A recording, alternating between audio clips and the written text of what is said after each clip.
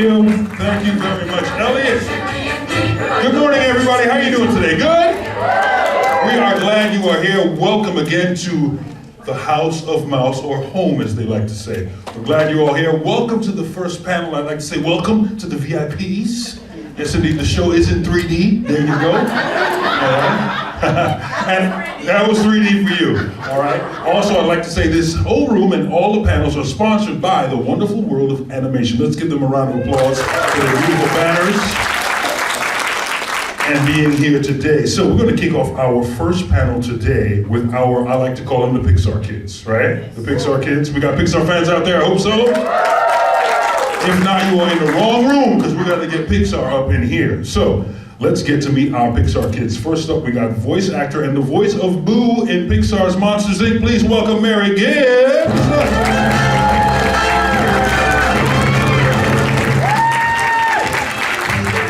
You can sit anywhere. We got so many chairs to choose from, Mary. All right, and also, please welcome voice actor and the voice of Andy Davis from Pixar's Toy Story films. Please welcome John Morris.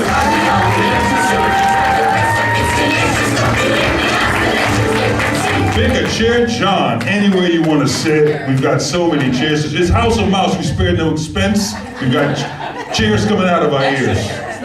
Yes, indeed. Yeah, our mouse ears. I like that, Mary. I like it. Way to get into it.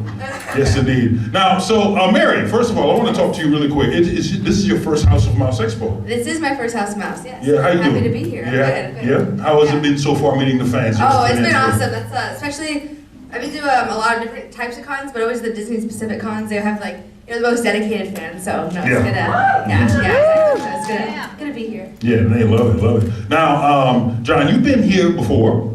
So welcome back, John. Thank you. Yes, so you're having a good time again? I'm having a great time. Yeah, to echo Mary, it's so fun to see the fans and the cosplay.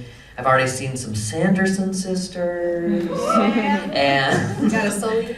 we got a Sully. I'm trying to think. I did see a Buzz Lightyear. Hope to see a few more Toy Story characters. I like that. All right. John, yeah, I got to tell you, you probably don't remember this, but last time at House of Mouse, my wife and I, and you and Dina, we were walking through Disney's Hollywood Studios, and you were excited about it because there's toys at the parks that you can't get like at Target or Walmart. And I think you were really excited about a toy, and I remember giggling to myself, watching Andy excited about a Toy Story toy at Disney World, excited about it. I'm like, it was so surreal to me. I'm like, it's Andy, but it's not, but it is, and he likes the toy, so it's right. So thank you for that experience that you never knew happened. Yes. No, I do remember that. And actually, it's funny. It reminds me of when I went to the gift shop of Toy Story Land, because I kind of lost my mind. Because it was like the source. It was like everywhere you look, clouds, and Woody and Buzz and Rex, and I think, I spent a lot of money. I was just like, I need all these things. You spent all your Toy Story money in one shot. Well, and especially living on the West Coast in San Francisco, I'm not always at Walt Disney World, so I was like, this is a rare opportunity. But the store employees were kind of laughing too, because I was like filling the bag, and I was like, oh my god. Yeah. It's Andy, y'all. He's buying everything. It's fun. Yeah. And speaking of in the zone, look at your shoes. I want to point out your shoes. Yeah, look at this. Looks like I skinned Sully. Yeah. I like it a lot. Awesome. All right, so let's get into this. We want to know more about the experience. Now, let's talk to you first, man. I'd like to start with you first. So as the voice of Boo, you were very young. So I want to ask, how old were you when they recorded you as Boo? So I started at 2.5, and then I was brought in for a year, so 2.5 to 3.5. I was being followed around the studio. Wow, 2.5. So tell us, what are the circumstances now? Because you don't remember. So what did they tell you? How did you end up being Boo? Because that's so unique. I remember when we learned that it was a real child. Yeah. You know? Yeah. So my dad was a storyboard artist on the movie, and as storyboard artists, they work, the really beginning stages of the movie, so early on that they just needed a little girl to draw. They weren't even looking for voices yet. And so my dad was just in that meeting and brought me in, again 2.5, and I would just dance around the studio and excuse me, my mom would put my hair in pigtails. And so, they would always sketch this little girl with pigtails, later to find out that it was just easier to animate, so that's why she has pigtails. But so I was originally just brought in just to sketch, and then as the movie progressed and they were sourcing voices, they're like, we have a little girl. Normally they have older people do younger people's voices. Yeah. Because, sometimes it just works out. And they were like, let's bring her to the official recording studio. This is at a different location. And my mom thought, my daughter's not an actress. Like, she's not trained for this. She's probably gonna freeze up. And apparently I walked in, there was like a crew of 20 people all for me. And I walked in like I owned the place apparently. And so that's just, it was just kind of like, just happened to be a part of it. And they captured magic. They captured magic. Yeah, I think, Boo is a lot of people's favorite character as well, along with the monsters.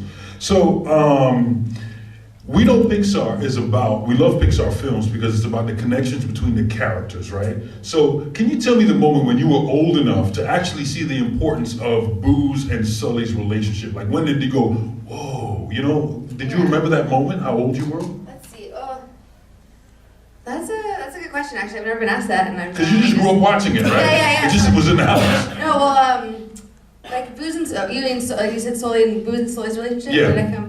I guess it definitely took me a while. Yeah, because at first I didn't really even know I was in a movie, and then and then I think it took like sometime in elementary school to really be like, wow, I'm in a movie, and I didn't necessarily care. It just seemed like everyone at school did. And then I guess probably I'd say older, because then I watched it so many times with so many people that I went through a long period of time without watching it. And then it was probably in high school again where, one of my friends finally convinced me to rewatch it with them, where I really saw how special the movie was. And so I'd say probably in high school, because I just lived my life like just, I'm Boo. And then actually coming back and watching it and seeing like, wow, this movie has really is impactful and definitely. As I was older, I probably really realized how special that connection was. Yeah, and it is very special. I think that's one of the most heartwarming moments is that final scene where he puts the piece of the door in and he sees Boo again. I think I cried. Did I think that out loud? You're not alone. And speaking of Boo, do you have any favorite Boo moments in Monsters, Inc.? Let's see. There's a lot of them. There's a lot of them. I definitely love just like when she first comes into Monster World, just such like a typical child, captured like child so perfectly when, she's just like picking up his tail and putting it down and, picking it up, putting it down and, I think, that's one of the first Boo moments, but it's one of the most memorable for me and, and then like, when she finally takes charge of herself and jumps on Randall's back and starts whacking him with a Randall was actually always my favorite character. So that part I was a little looking back, I'm like, strong, independent Boo. Oh, that's awesome. Let's go back in time a little bit because you were so young. Do you remember your earliest memory of anything involved with the film that you remember yourself? Yeah, so probably my earliest vaguest memory, then I'll do one that's a little bit more memorable for me. But I remember, in a recording studio you have the foam walls, and I just remember rolling on the walls. I'm just playing around. So I remember doing that when I was little. And then when I was 5 is when the movie actually came out, and I was walking down the red carpet with Billy Crystal and everyone, and I was in kindergarten, just learned how to write my name. And I remember actually writing my name, and I drew my R's with a circle with 2 legs. And looking back, it looks like Mike Wazowski, but that's just how I drew my R's. And I remember specifically, I was signing it, and it was really slow for everyone. And then there's one girl about my age there that I met, and she was the only person I wrote Mary Gibbs Boo. So I don't know, I just little things like that where I remember. And I remember meeting Billy Crystal. There was a moment where I was already there on the carpet, and he came up behind me and said, Boo! And I knew the voice. I don't know if we met before this, but I turned around, Mike Wazowski! The press went wild. What a fantastic memory. Now, you were also in credits before you were in Monsters, Inc., because you were a production baby in Toy Story 2. And then I read that you were the baby voice of Kiara in Lion King 2. So tell us what a production baby is. As far as I know, they have a year's worth of my recording, from 2.5 to 3.5. I was also baby Riley in Inside Out, but that was afterwards. But they just if they needed a little laugh or cry, or I don't know how much of the voice, they just would pull my voice from what they were doing and be like, oh well, we have a little girl that just babbled just how we eat. Oh my gosh, there's poo. There's poo right there. I didn't even notice that. Oh. With the pigtails. With the pigtails. Sorry, I got sidetracked. Squirrel. You got the voodoo. The Yeah, anyway, lost my train of thought now. A production baby. Oh yeah, so Yeah. so I was just in the studio, and if they needed something, they'd just pull it. So you're like in the archives. You could be Yeah. like the voice. You could be watching a new Pixar movie and a baby's born, and you're like, wait a minute, I think that was me. Oh yeah, and they have to. When I was younger, I'm sure they got permission from my parents, but like for baby Riley, they had to like ask me to I signed a contract and all that. So I would know, but yes, they would. You would know, yeah. They'd be like, oh, we need you for this random baby. I'm like, okay. Cool. No words. Just, nice. Yes. Now you also have a YouTube channel. I do. Can you tell us about it? Boo Grown Up. Yeah, so I need to get more. I was really consistent, and then I got a boyfriend and got sidetracked. I broke up with him now, so I need to get back in there. But yeah, I do have a few videos up right now. It's called Boo Grown Up, and I'm really into like video editing, and I made the little animation at the beginning, the little intro.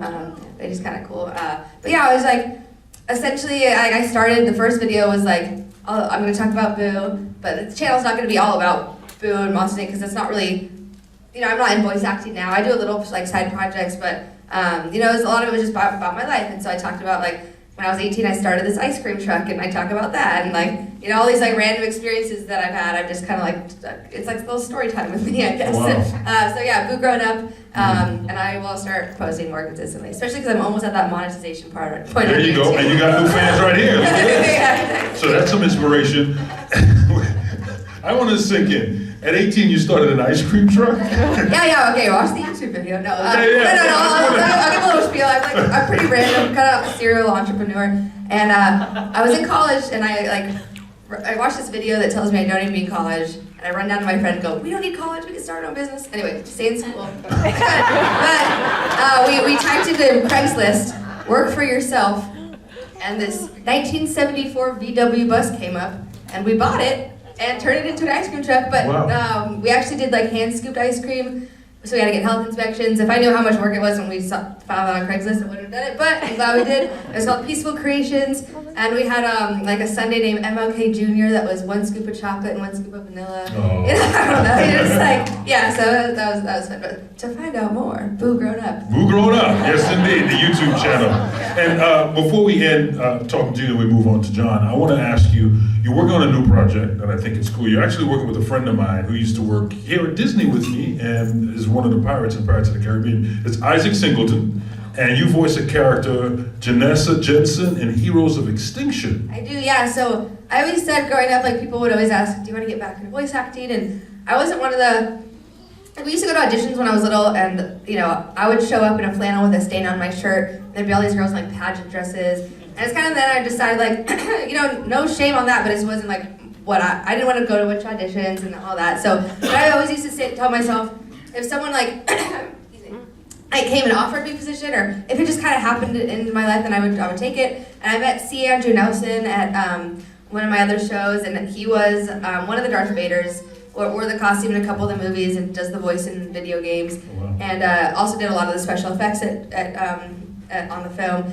And so they were just starting, this was like a few years ago, just starting this audio show. And so it's an audio show, kind of like a podcast, but really high production value. When you're listening to it, you have all the sound effects, and it really like sucks you in. And it was called Heroes of Extinction. And he goes, I see you as like one of the main characters, Janessa. And I told him, I'm like, I'm not an actress. And I'm like, he's like, but I believe in you. And it was really cool to like have him believe in me, and like, I couldn't have done it without like such a good director, because like, again, I've never been acting school, there was none of that, but he was really good about like, oh, you're mad, okay, your mom did this to you, and like, just trying to get me into the mindset. And so, yeah, they're now, it's expanding, they're now under an LLC called Adventurous Ideas, and I think adventurousideas.com, you can find them on Instagram, and the first episode is out on YouTube right now, and then all the rest you can find on a podcast app. But yeah, so that's been, it's about a Heroes of Extinction, about a superhero that as he gets older, I think he reached about 50 or something, he's now losing his powers,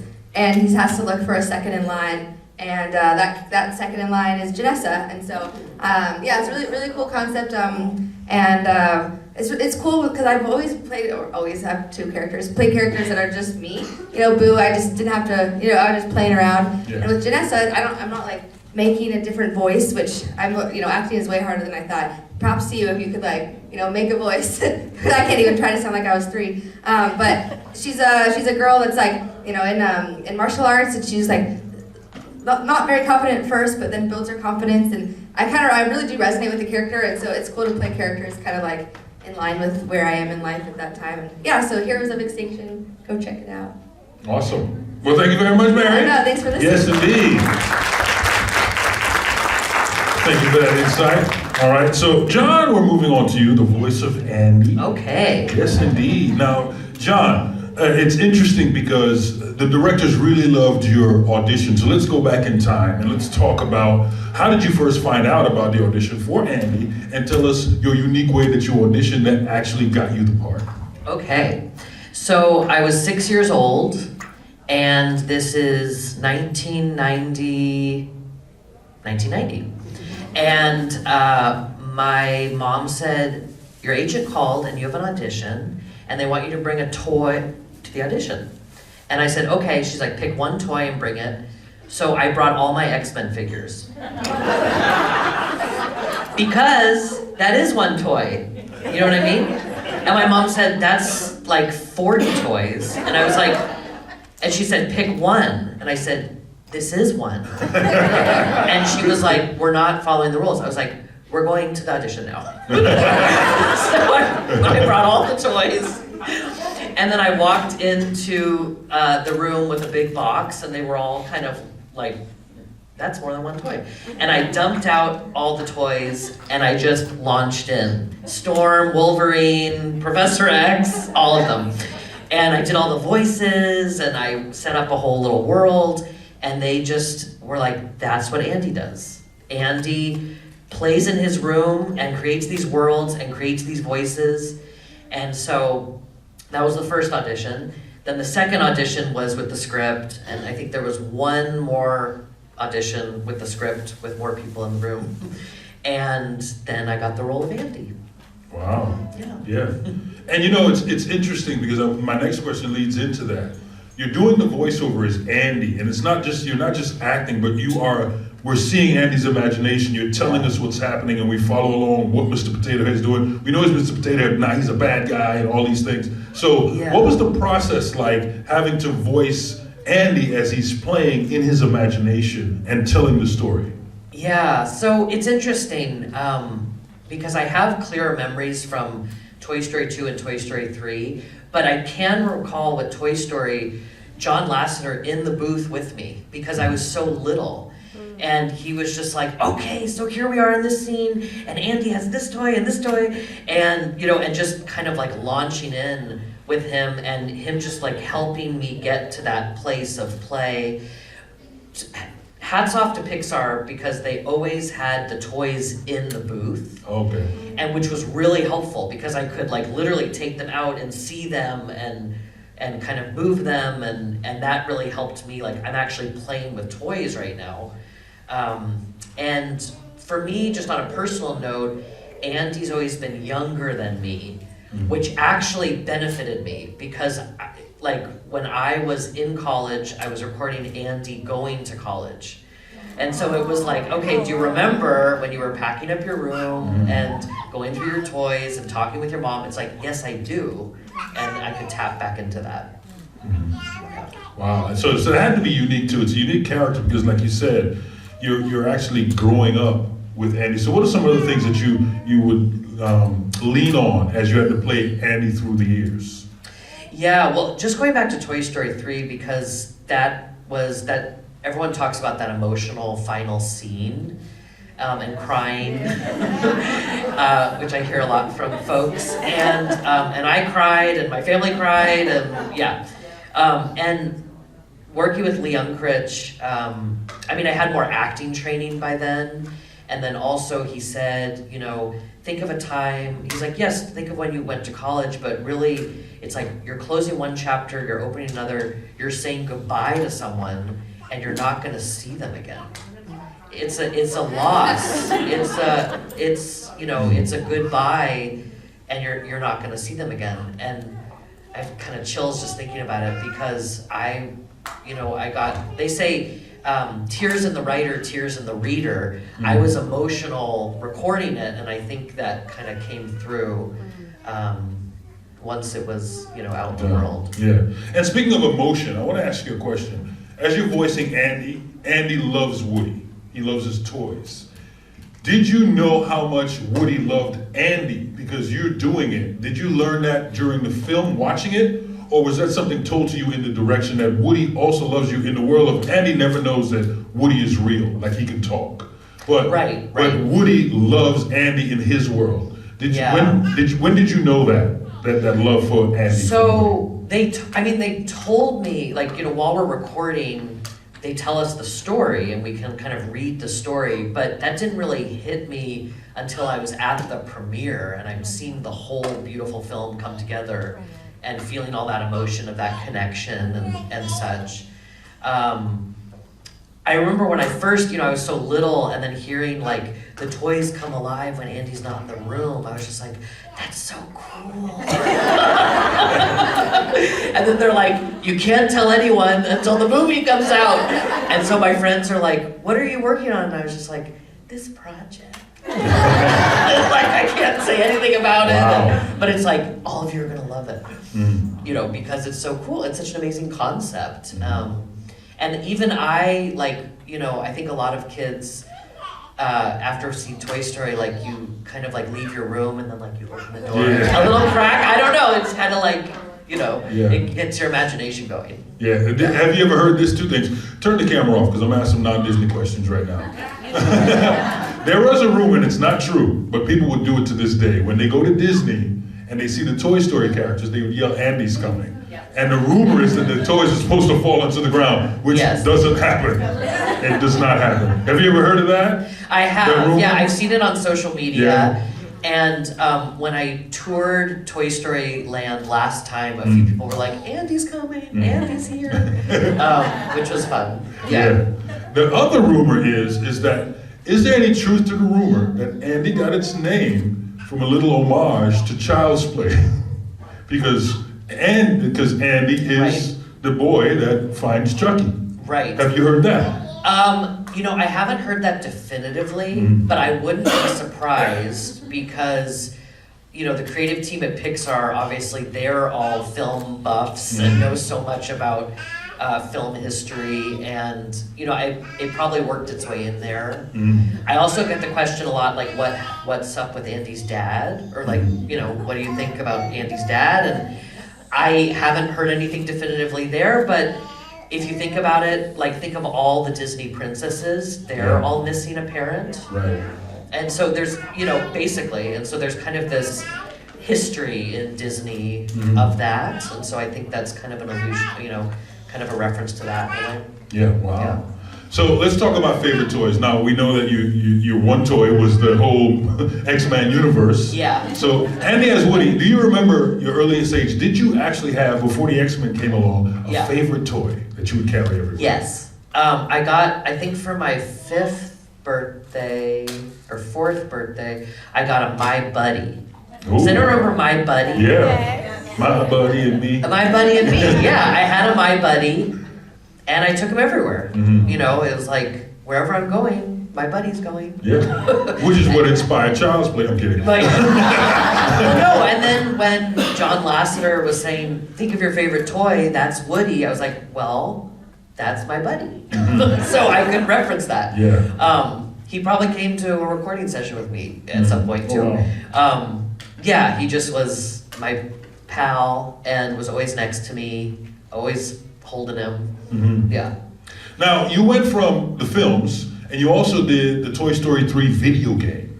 So let's talk about voice acting in that, because that's a little different, right? Can you tell us the differences of voice acting in a video game as opposed to film, the same character? Yeah, I feel like with video games, everything's just amped up. It's just faster, more intense, more exciting. And I also sang You've Got a Friend in Me for Disney on Ice. Oh, okay. Yeah, and that was really fun. And that was just like, sing as loud as you can because they're recording you, but then they're gonna blast it out to an arena. So that was a fun experience too. Were you a singer? Are you a singer? Or was I it am your a first time singer. singing? Okay. Yeah, I've been Gotcha. singing since I was 8 years old. Mm. So took voice lessons growing up, and yeah, so I sing. Is there anything you learned while you were working on the Toy Story films that you've implemented it outside when you're acting, doing voiceovers in different arenas and Yeah, movies? I think really personalizing, because the directors always really helped me personalize what Andy was experiencing, and I think that's just really valuable because then it became more important, and I think if it's more important to me, it's then more important to the audience. So I've really kind of taken that piece. It's like, even in, like, I went to UCLA for theater and did a lot of acting classes there, and it was like, how can I personalize this monologue? How can I personalize this scene?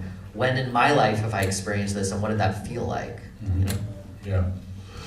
Can you tell us a little bit more about the other characters you voiced and maybe something you're working on now? Yeah. So I also voiced Santa Boy in The Nightmare Before Christmas. And so he's the little, so Jack Skellington lands on the roof, Santa, Santa, and he runs down the stairs, and then, honey, what did Santa bring you? And he pulls the head out.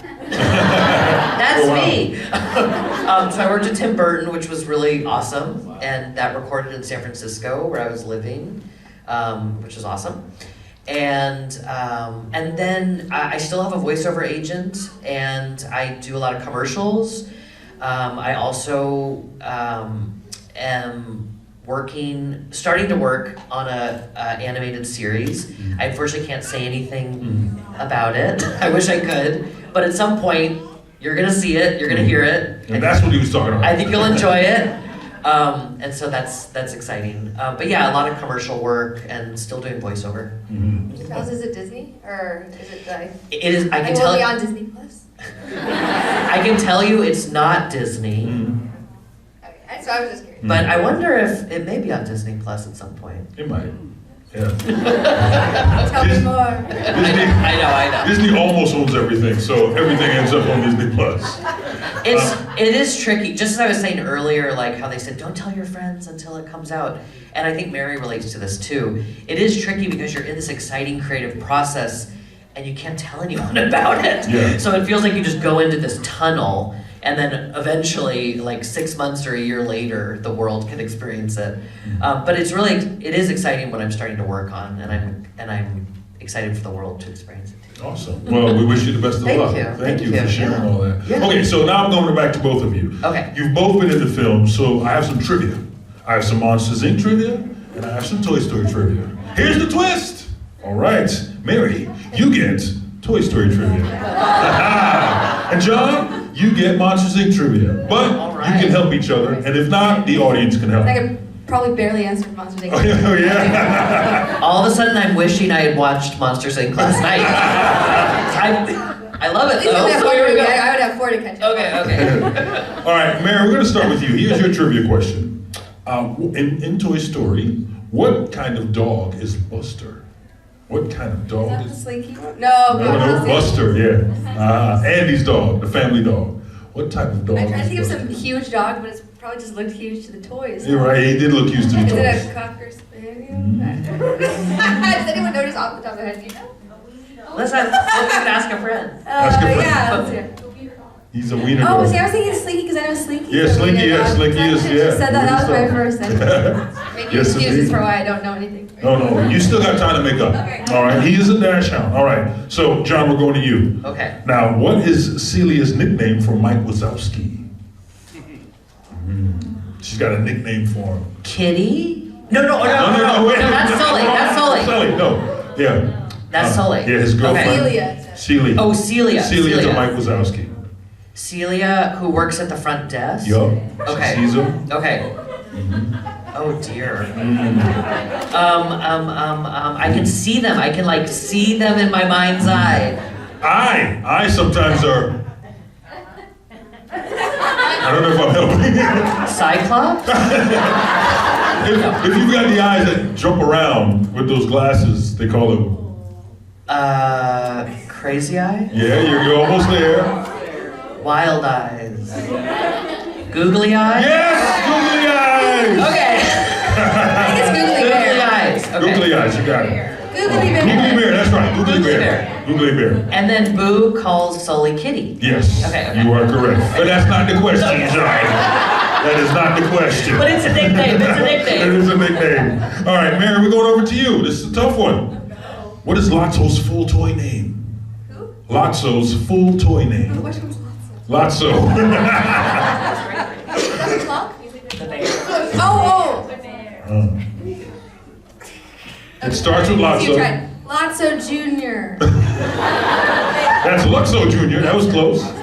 You. Huggy Bear. Yes, I will give it to you. Lotso Huggin' Bear. Yeah. Bonus question. What does he smell of? What type of fruit? Strawberry. You are correct. I had one. You got one. You had a strawberry. I had a, yeah. Ooh, all right. Okay, John. Oh, we're going to you, John. John. Ooh, what is Boo's real name? What is Boo's real name? Oh my It's a little gosh. hidden gem.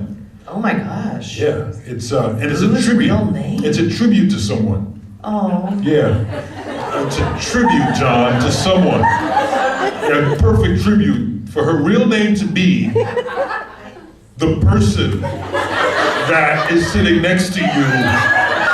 Her name. Oh. Wait. Mary. Yes! Everybody here remembers my name. Boo's real name is Mary. Yes. Oh. Yes, indeed. Secrets. All right. I mean, I know Boo is voiced by Mary. Yeah, and right. Boo's real name There's is a little Mary. tribute to her. Okay. You can see her name in the film. Okay. All right. Mary, this goes to you. What type of dinosaur is Rex? T-Rex. T-Rex. Yay. Also a nervous Rex. That's true. You said it. Okay. All right. Back to you, John. Who is the CEO of Monsters Inc.? The CEO of Monsters Inc. Oh, jeez. That's a good impression. I can see You him. can see him. I think I need a hint. When you're thirsty, you drink. Water. And then sometimes when you tie a knot, you make a. I'm not you. Nah. Wait. Look at him. Water noose? Yes! Oh, bonus. How many eyes does he have? Ooh, how many eyes? Does he have 1, 17, or 5? 5? Yes, you are correct. Okay, Mary, back to you. How old is Andy in Toy Story 3? How old is Andy? Oh, that's the college one. We're about to go off Yeah. college. So 18, 17. Yes, 17. You got it. All right, final question. John, this is for you. Close this out. Who is Boo's monster? Who is Boo's monster? The one she's scared of. There's only one. Who is Boo's monster? Yeah. The only monster she's scared of. Right. Again, I can see. You can see it. You can always see it. The only one she's scared of. Randall. Randall. That's Yes, right. indeed. Yes. That's right. Yes, give it up for him. They did a fantastic job. Thank you for your help. Better than I did. Yeah, No, you both did good. You both did We good. both did great. Yes, indeed. So, what I want to do now is I want to open it up for our Q&A for you. If you have any questions for Mary or John. Yes, your question, and I'll repeat it if they can't hear it. How did Mary get the nickname Boo? How did Mary get the nickname Boo? Now that we know. I know that's a good question. I remember, isn't the first time she says Boo, she's in the sushi restaurant and she says Boo. I don't know in the actual like in this writing of the story how they came up with Boo. Maybe just she's a surprise. They're yeah, that's actually a good question, but I don't really know the answer. Yeah. I know, you know. Oh yeah, like if it has something to do with me or like. That's actually a good question. Yeah. I think we can figure it out. Let's try to figure this out. Yeah. I think in the film, I would assume that because she keeps saying Boo, Yeah. and they don't know, they've never seen a human outside, and they're all kind of scared of her. Yeah. Maybe they just like the Boo. That's her name. Yeah. Yeah, and it's kind of like You just say that in the sushi restaurant. Boo. yeah, and everybody's going crazy. So I guess to them, Boo is a creature, right? So it's like you don't touch them. So if you saw a weird creature and it just kept saying one name, I guess the nickname would be whatever that creature would say. So that's what I Let's ask think. Boo. Here she is. Yeah, there she is. Totally. Yes. Anyone else? Yes, over here. And then we'll come to you.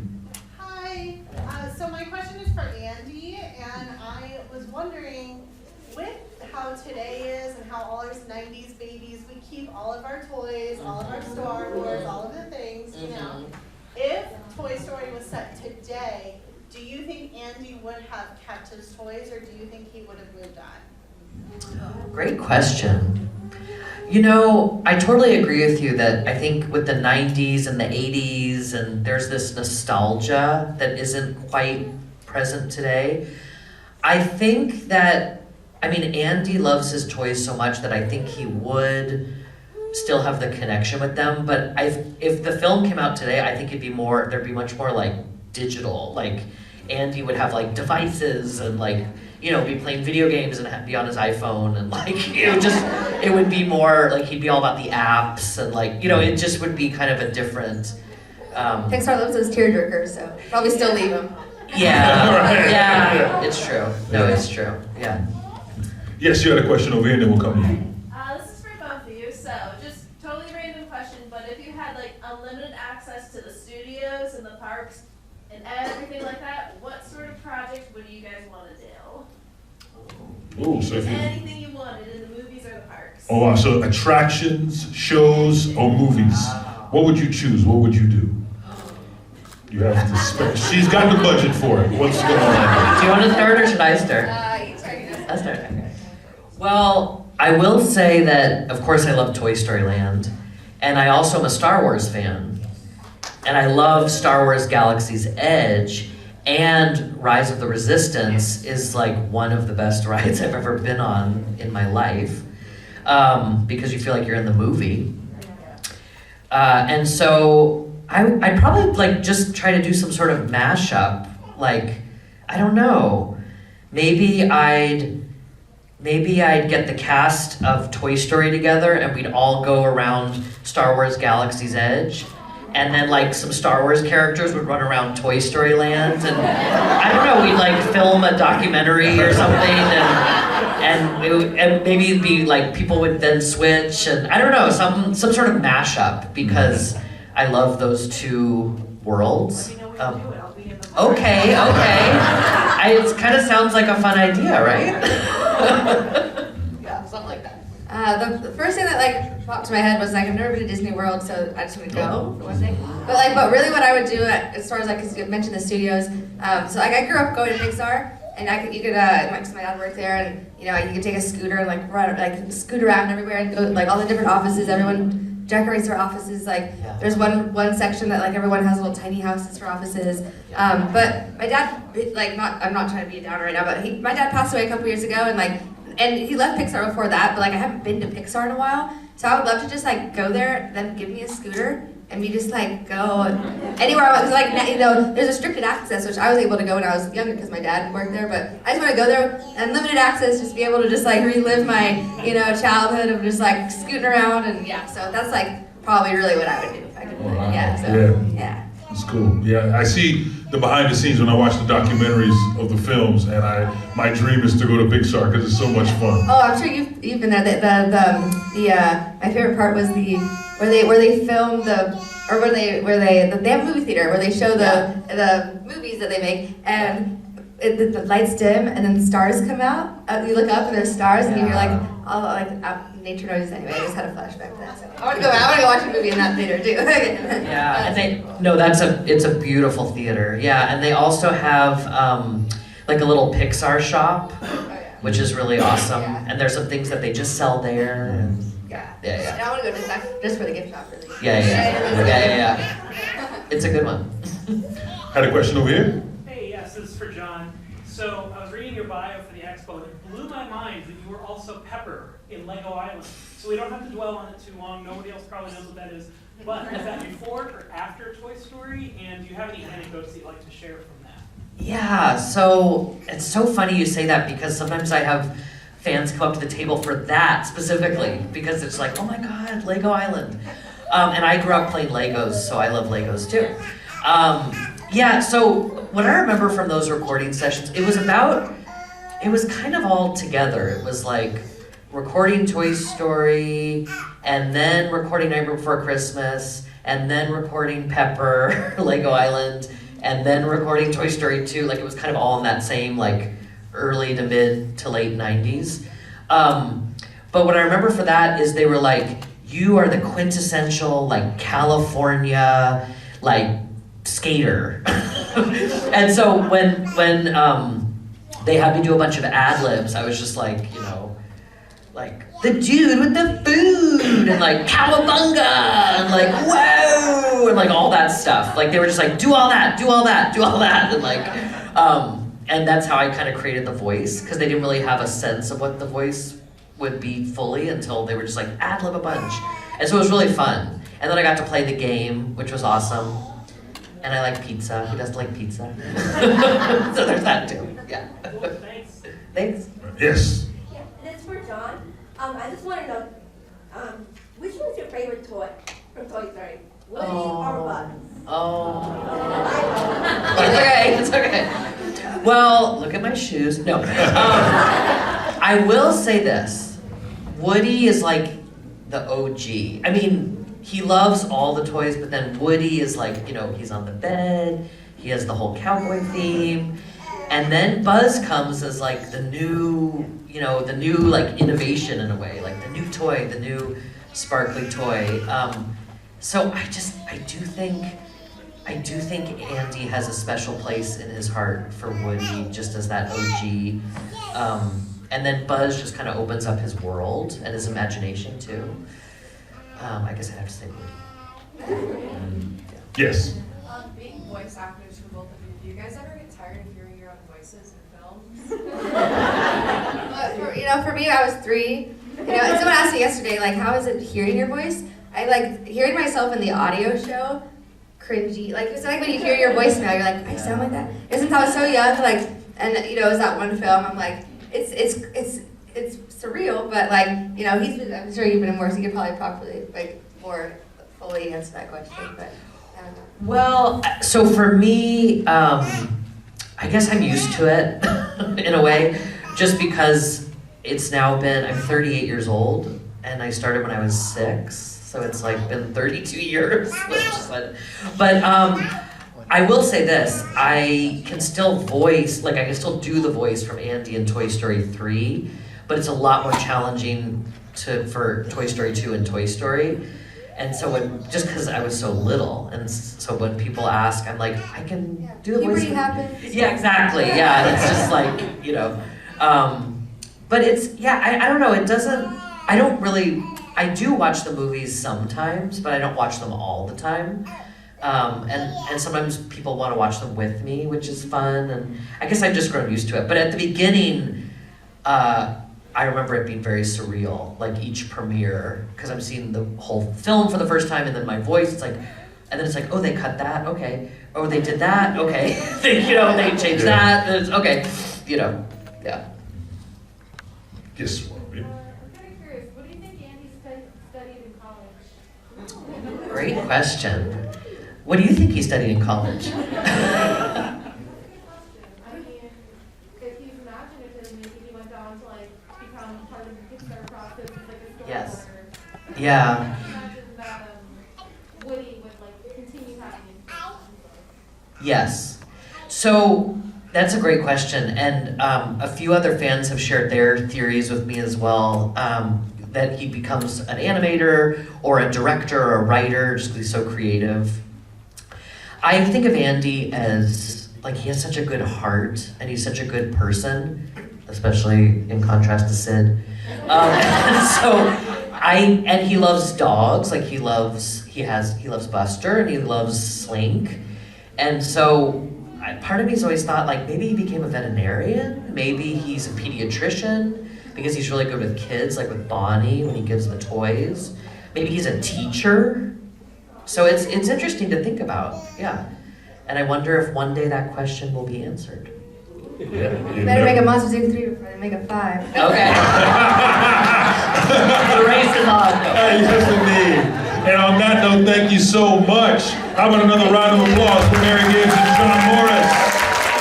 Don't forget to check her out. Who's Grown Up? You've got a new project you're working on. We can't wait to see it. Heroes of Extinction. Yes, it is. Yes. And yes, Heroes And of come Extinction. by and visit us at our tables, and we can talk more and share more stories.